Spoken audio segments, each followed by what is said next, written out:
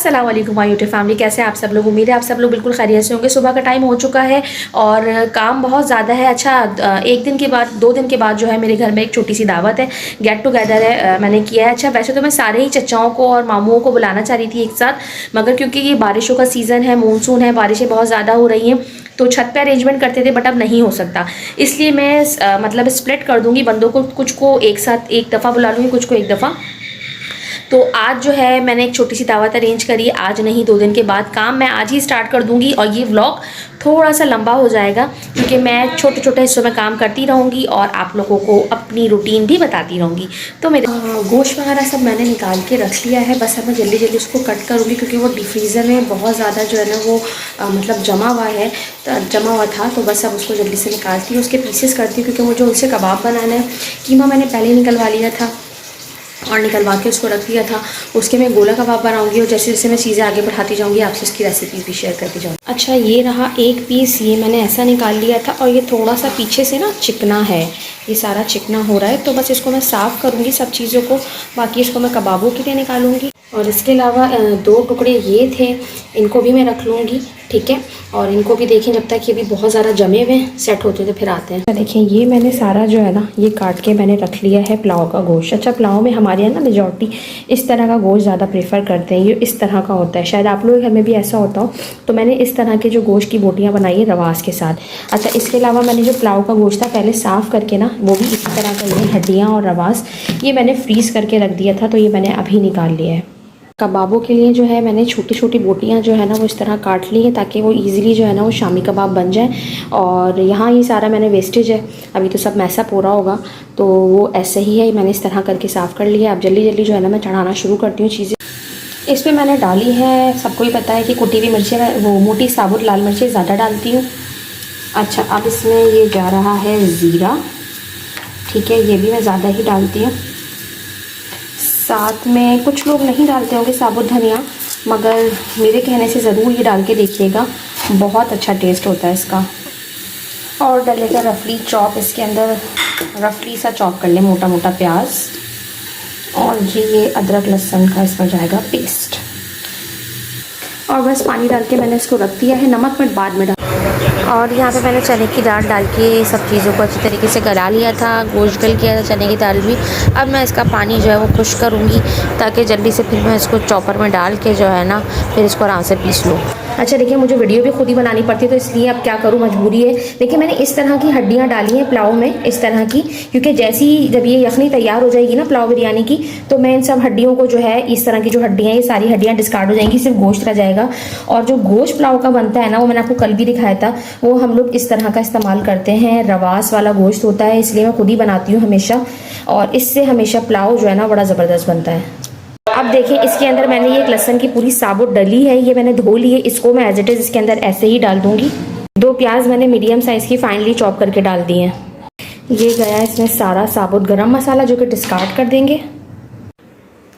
ये जाएगा इसमें धनिया भर के, तकरीबन 3 चमचे मैं इसके अंदर भर के साबुत धनिया डालूंगी।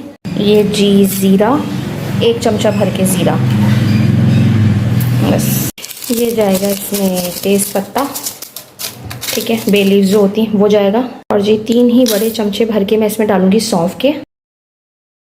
अच्छा जी, यखनी मैंने पकाने के लिए रख दी थी, और ये गोला कबाब का कीमा था जो कि मैंने निकलवा लिया था, मैंने आपको बताया था। और यहाँ पे देखिए मेरी यखनी जो है वो तकरीबन तैयार हो गई है, और बिल्कुल इसका पानी जितना मुझे सुखाना था सब तक मैंने सुखा लिया, क्योंकि 2.5 किलो चावल है, तो उसी हिसाब से मैंने जो है ना इसके पानी को सुखा लिया है। आप भी अपने हिसाब से कर लीजिएगा। मसाला तो मैंने सारा पीस के, हरा धनिया, हरी मिर्ची, पुदीना, अदरक वगैरह डाल के उसको मैंने टिकिया बना ली थी, और इस तरह जिप-लॉक बैग में इसको मैंने बंद कर लिया था। मैं इसको फ्रीज़ कर दूँगी। ये थी पुलाव की प्याज जो कि मैंने फ्राई करके फ्रिज में रख दी थी डीप फ्रीज़र में, से ये क्रिस्पी रहती है। यहाँ पे मैंने 4 से 5 गड्डी प्याज लेके टमाटर सब डाल के मसाला भून रही हूँ। और इसमें मैं जो है ना सादे बिरयानी मसाले के पैकेट, कोई बम्बई बिरयानी नहीं, सादा बिरयानी मसाले के जो पैकेट है वो डाल लेती हूँ उसको मिर्चों के हिसाब से। और मैं इसको देखिए मसाले को भून रही हूँ। उसके बाद इसमें मैं सब यखनी वखनी डाल के, चावल डाल के दम में लगा दूँगी। यखनी में से ही सारा मैंने गोश्त अलग कर लिया था ताकि मैं ईज़िली जो है ना इसको बाद में जब मसाला भून जाए उसके बाद में इसको डाल दूँगी। और जी यहाँ पे 3 किलो मैं गोला कबाब बनाई थी, तो मैंने सारा मसाला डाल दिया था, नमक, मिर्चें, ज़ीरा, धनिया, और इसके अंदर जो है गया था बेसन, और थोड़ा सा जो है कॉर्नफ्लावर मैंने इसके अंदर डाला था बाइंडिंग एजेंट के लिए। अच्छा सौंठ गई थी, मतलब सूखी अदरक वगैरह ये सब डाल दिया था, चाट का मसाला था, और अपने अपने टेस्ट के हिसाब से कुटी हुई लाल मिर्चें, पिसी हुई लाल मिर्चें, ये सब चीज़ें मैंने इसको डाल के अब मैं इसको मसाले को जो है ना हाथ से मिक्स कर रही थी ताकि ये ईज़िली जल्दी से फिर 2 से 3 घंटे, और हाँ कच्चा पपीता भी इसके अंदर मैंने डाला था, और 2 से 3 घंटे के लिए मैं इसको मैरिनेट करने के लिए रख दूँगी। ये गोला कबाब बनाऊँगी फिर मैं इसके ना।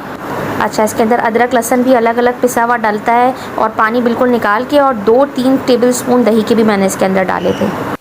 यहाँ बना रही थी मैं मखनी हांडी। मखनी हांडी हमेशा मैं बोन्स के साथ बनाती हूँ, उसका टेस्ट ही अलग होता है, कभी आप ट्राई करके देखिएगा। चिकन रेशमी हांडी, सॉरी मखनी नहीं। तो जो बस इसकी रेसिपी मैं पहले शेयर कर चुकी हूँ, इसलिए बस जल्दी जल्दी मैं यहाँ पे चिकन वगैरह भून रही थी, और टाइम नहीं था, बारिश बहुत ज़्यादा हो रही थी, इस वजह से सारा काम जो है ना मैसा पूरा था। तकरीबन मैंने दावत का जो काम था वो निपटा लिया था, मगर जी ख़तरनाक वाली बारिश स्टार्ट हो गई थी, और बस अब यही परेशानी हो रही है कि किस तरह थोड़ा सा मैनेज होगा। काम वगैरह का तो कोई मसला नहीं, माशाल्लाह से काम तो सारा हो गया था। अच्छा मीठे की मुझे कोई टेंशन इसलिए नहीं थी कि मीठा मेरी भाभी राहिला ने बना लिया था, और कीमा अम्मी से मैंने बनवा लिया था, तो इसलिए कोई टेंशन नहीं हुई थी। बाकी चीज़ों का ये था कि मैंने एक दिन पहले ही सारी चीज़ें कर ली थी। कुछ शाम जो चीज़ें होती हैं चावल वगैरह की वो मैंने आज ही करा है, तो कोई ऐसा मसला नहीं है सच। और बस यही है कि अल्लाह ताला बस बारिश रुक जाए, और क्योंकि खाना जो है छत पर लगाना होता है, घर में नीचे इतनी जगह नहीं होती ड्राइंग रूम वगैरह में सब जगहों पर, तो इसलिए हम लोग सारा सेटअप छत पर ही कर लेते हैं। और इसीलिए मैंने सोचा था कि मतलब मैं कुछ लोगों को जो है वो एक शिफ्ट में बुला लूँ, क्योंकि मुझसे इतने ज़्यादा लोग हैंडल नहीं होते, और कुछ लोगों को थोड़ी सी देर के बाद। और हैंडल की बात नहीं है, बंदा खाना वगैरह तो मैनेज कर ही लेता है, मगर फिर बैठने का इतना स्पेस आपके पास होना चाहिए कि बंदा सुकून से हो जाए, और बारिशों के सीज़न में। तो इसलिए मैंने किया था कि 2-2 हिस्सों में जो है ना डिवाइड करके लोगों को मैं बुला लूँगी। तो बस फिर ये बारिश रुकती है तो मैं फर्दर आगे का काम देख। और जी देखिए ख़तरनाक वाली बारिश भी स्टार्ट हो गई थी, बहुत ज़्यादा। अच्छा ये गोला कबाब का मसाला था। 3 घंटे के बाद इसके अंदर मैं कोयला रख के धुनी लगा दूंगी, ठीक है। और उसके बाद इसके हम कबाब, गोला कबाब जो जिस तरह भी बनते हैं वो मैं आपको दिखाऊंगी कि शेप में बनेंगे, और उसके अंदर जो है मैं बना के और उसको फिर फ्राई करेंगे। शैलो फ्राई होगा, और ये डीप फ्राई नहीं होते। यहाँ पे ये मैंने जल्दी जल्दी भारी भारी चीज़ें रख दी थी, क्योंकि मैं कोयले का दम लगा रही थी कबाबों में फ्राई करने से पहले, ताकि ये अच्छे से इसमें कोयले की धुनी हो जाए। और ये कबाब तैयार हो गए थे। ये जमील ने बहुत हेल्प की थी मुझे शेप बनाने में, क्योंकि मुझसे अक्सर शेप सही नहीं बनती, और यहाँ पे मैं जल्दी जल्दी कबाब फ्राई कर रही थी। अच्छा ये शैलो फ्राई होते हैं हमेशा ना, इसलिए कम कम तेल डाल के इसको फ्राई करा जाएगा। अच्छा जी ये थी मेरी रेशमी पनीर हांडी जो कि तैयार हो गई थी, खाना सर्व होने लगा था। ये बनाया था दम वाला कीमा, और जी साथ साथ ये थे शामी कबाब, और ये मीठा जो है मेरी भाभी राहिला ने बनाया था, जो कि बड़ा ही ज़बरदस्त बनाया था, फूड ट्राइफल इन्होंने बनाया था। अच्छा जी सब लोग खाना खाने बैठ गए थे, क्योंकि मैंने बताया था बारिश हो रही थी, इसलिए खाना नीचे ही लगा दिया था हम लोगों ने।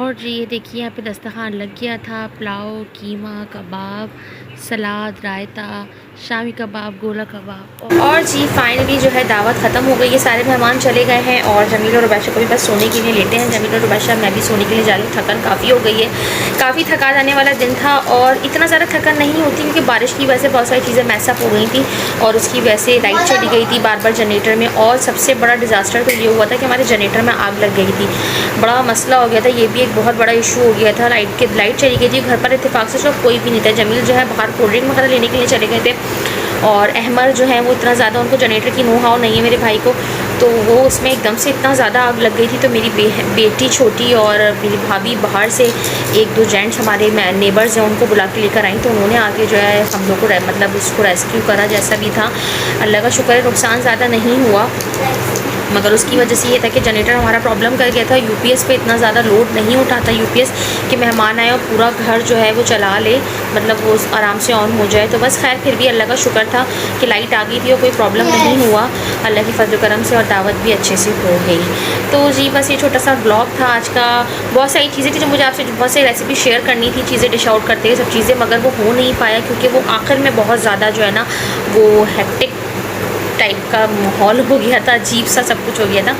तो बस यही था आज का व्लॉग। जैसा भी था, कैसा लगा मुझे कमेंट्स में ज़रूर बताइएगा, और मेरे व्लॉग को बहुत सारा प्यार दीजिएगा, व्लॉग्स को, और मेरे चैनल को सब्सक्राइब कीजिएगा। अल्लाह हाफ़िज़।